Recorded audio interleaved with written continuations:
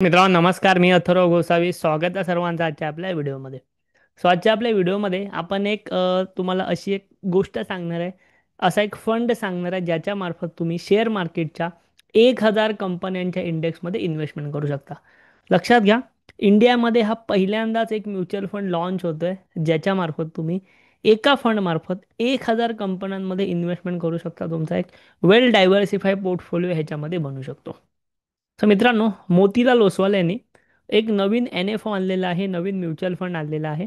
आणि हे नवीन N F ओला apply करण्यासाठी शेवटचे 5 दिवस राहिलेले आहेत, कारण 19 जूनला हे एन एफ ओ संपणार आहे. बरं, ह्या एन एफ ओमध्ये विशेष असं काय की हा इंडियामधला पहिला फंड आहे ज्यात तुम्ही 1,000 कंपन्यांमध्ये एका क्लिकवरती इन्व्हेस्टमेंट करू शकता. ओके, हा BSE 1000 इंडेक्स आहे. म्हणजे असं नाही की कोणत्याही 1,000 कंपन्या आहेत, टॉपच्या 1,000 कंपन्या BSE 1000 जो इंडेक्स आहे त्याचा म्युच्युअल फंड लॉन्च होतो आहे. आणि केवळ मिनिमम 500 रुपयांपासून तुम्ही ह्यात इन्व्हेस्टमेंट करू शकता. SIP असेल किंवा लमसम असेल. मी तुम्हाला ह्या व्हिडिओमध्ये सर्व माहिती याबद्दल देणार आहे. इथे बघा, आपण मोतीलाल ओसवालच्या डायरेक्ट वेबसाईटवरती आलेलो आहोत. इथे आलेला आहे Motilal Oswal BSE 1000 index fund. हा इंडेक्स फंड असल्यामुळे ह्याचे चार्जेस कमी असणार, ह्याचे एक्सपेन्स रेशो कमी असणार, ह्याचा एक्झिट लोड खूप जास्त कमी असणार आहे, ह्याचे खर्च कमी असणार आहे इतर म्युच्युअल फंडपेक्षा. त्यानंतर आता ह्याच्यामध्ये महत्त्वाची गोष्ट काय की तुम्हाला एका क्लिकवरती एका इंडेक्स फंडमध्ये 1,000 कंपन्यांचं एक्सपोजर भेटणार. तुमचा पोर्टफोलिओ वेल डायव्हर्सिफाय बनणार. ह्याच्यामध्ये 94 इंडियन लिस्टेड मार्केट कॅपिटलायझेशन, म्हणजे 94% ऑफ होल्डिंग जे आहे ते इंडियन लिस्टेड मार्केट कॅपिटलायझेशनमध्ये असणार आहे. जवळपास तुम्हाला एका फंडमध्ये 159 इंडस्ट्रीजचं एक्सपोजर भेटतं आहे. म्हणजे 159 इंडस्ट्रीमध्ये तुम्ही इन्व्हेस्टमेंट करणार आहात. आणि ऑब्वियसली जर इंडेक्स फंड असल्यामुळे कॉस्ट इफेक्टिव्ह आहे आणि ह्याच्यामध्ये ग्रोथ पोटेन्शियलसुद्धा खूप जास्त आहे. इथे बघा, ह्या कम्प्लीट इंडेक्स फंडमध्ये तुम्हाला लार्ज कॅपसुद्धा आहे, मिड कॅपसुद्धा आहे, स्मॉल कॅपसुद्धा आहे आणि मायक्रो कॅपसुद्धा आहे. ओके, मायक्रो कॅप म्हणजे काय, अर्ली स्टेज कंपनी, म्हणजे नव्याने सुरू झालेल्या कंपनी ज्यामध्ये हाय ग्रोथ पोटेन्शियल असतं, अशा कंपन्यासुद्धा आहेत. त्यानंतर स्मॉल कॅप, मिड कॅप तुम्हाला माहिती असेल, आणि लार्ज कॅप म्हणजे ह्या सर्व प्रकारच्या मार्केट कॅपिटलायझेशनच्या कंपन्या ह्याच्यामध्ये इन्क्लुडेड आहेत. असा हा एकमेव फंड तुम्हाला भेटणार आहे 1,000 कंपन्यांचा. परफॉर्मन्सवरती नजर टाकूया, जी फार इम्पॉर्टंट गोष्ट आहे.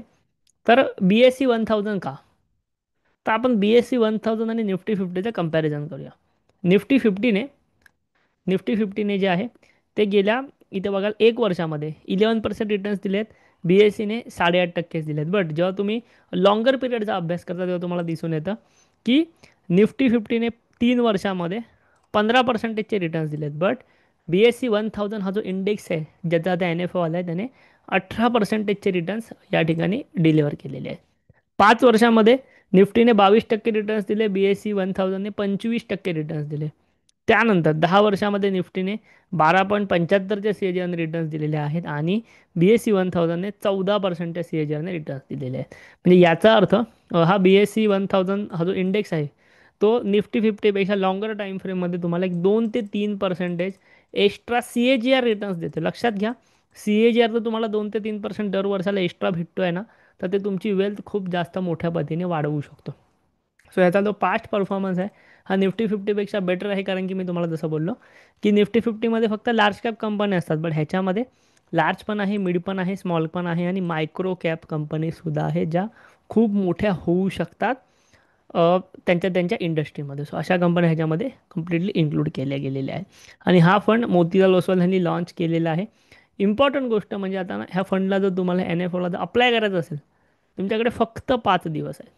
ओके, तुम्हाला ह्याची लिस्ट हवी असेल कंपन्यांची, तर ह्याच्यामध्ये तुम्हाला ज्या शेअर मार्केटमधल्या पहिल्या लार्ज कॅप कंपन्या असतात 100 त्या पण भेटणार. त्यानंतर तुम्हाला मिड कॅप कंपन्यासुद्धा भेटणार पहिल्या 150, स्मॉल कॅप कंपन्यासुद्धा भेटणार 250, ह्या टोटल झाल्या 500.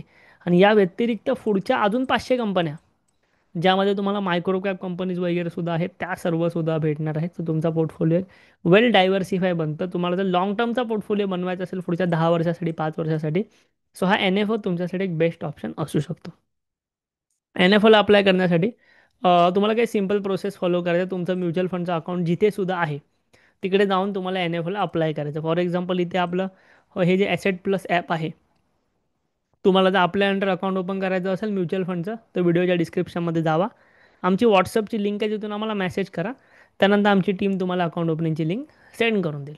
तुम्हाला तिथे अकाउंट ओपन करायचं असेल तर तुम्ही ही प्रोसेस करू शकता आणि त्यानंतर ह्या फंडचं नाव सर्च करू शकता आणि ह्या एन एफ ओला अप्लाय करू शकता. एन एफ ओला 19 जूनपर्यंत तुम्ही अप्लाय करणार आहात आणि त्यानंतर 4 ते 5 दिवसांनी तुमच्या अकाउंटमध्ये हा फंड दिसायला सुरुवात होईल.